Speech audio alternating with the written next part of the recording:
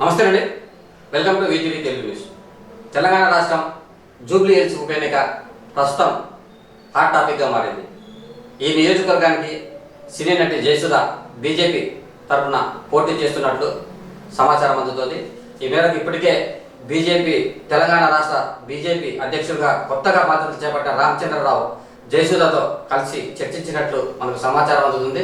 ఈ మేరకు కొత్త అధ్యక్షుడు రామచంద్రరావు కూడా జయసుధతో కలిసినట్లు చేసిన ఫోటోను కూడా ఆయన షేర్ చేశారు. ప్రస్తుతం 3 మెన్ కమిటీలో 3 పేర్లు పరిశీలన ఉండగా 4వ పేరు జయసుధ, సినీ నటి జయసుధ పేరు వినిపిస్తోంది. సికింద్రాబాద్ పార్లమెంట్ పరిధిలో ఉన్న జూబ్లీ హిల్స్ నియోజకవర్గానికి గతంలో మాగంటి గోపీనాథ్ బీఆర్ఎస్ తరఫున నిలబడి ఎమ్మెల్యేగా గెలిచారు. అయితే గత కొంతకాలం ఆయన బంధించడంతో ప్రస్తుతం బీఆర్ఎస్ పార్టీ మాగంటి గోపీనాథ్ భార్య మాగంటి సునీతకు ఆ బాధ్యతలు అప్పచెప్పారు. ప్రస్తుతం ఆమె బీఆర్ఎస్ తరఫున పోటీ చేస్తున్నారు. ఇతర నేపథ్యంలో బీఆర్ఎస్ తరఫున మహిళ నిలబడటంతో బీజేపీ కూడా సరైన వ్యక్తి ఎవరని ఆలోచించి ఆరా తీసి సినీ నటి జయసుధ అయితే కరెక్ట్గా ఉంటుందన్న భావనలో రామచంద్రరావు, కొత్తగా బీజేపీ రాష్ట్ర అధ్యక్షుడు రామచంద్రరావు భావించినట్టు తెలుస్తుంది. ఈ మేరకు ఆయన ఒక ఫోటో కూడా సోషల్ మీడియాలో షేర్ చేశారు.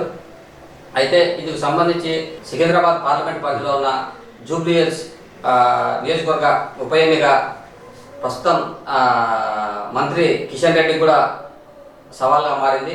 ఆయన కూడా ప్రస్తుతం అందరినీ కలసడము, తర్వాత కార్యకర్తలతో సమావేశాలు ఏర్పాటు చేయడం ఇతర అంశాలతో చురుగ్గా పాల్గొంటున్నారు.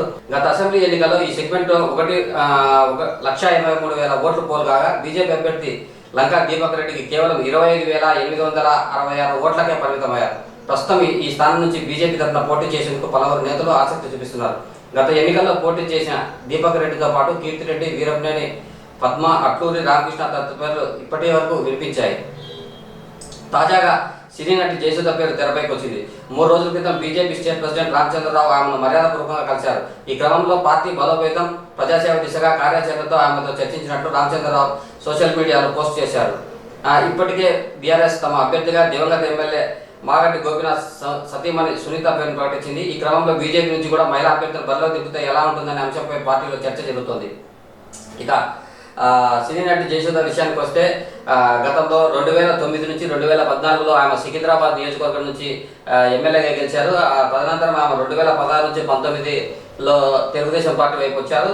తర్వాత 2019 నుంచి 2023 వరకు వైఎస్ఆర్ కాంగ్రెస్ పార్టీలో ఉన్నారు. ప్రస్తుతం ఆమె బీజేపీ పార్టీలో ఉంటున్నట్లు మనకు సమాచారం అందుతుంది. అయితే ఈ ఎలక్షన్లో మాత్రం ఖచ్చితంగా జయసుధని బరిలోకి దింపితేనే ఒక మహిళగా కరెక్ట్గా ఉంటుందనే భావనలో బీజేపీ అధిష్టానం భావిస్తున్నట్టు తెలుస్తుంది.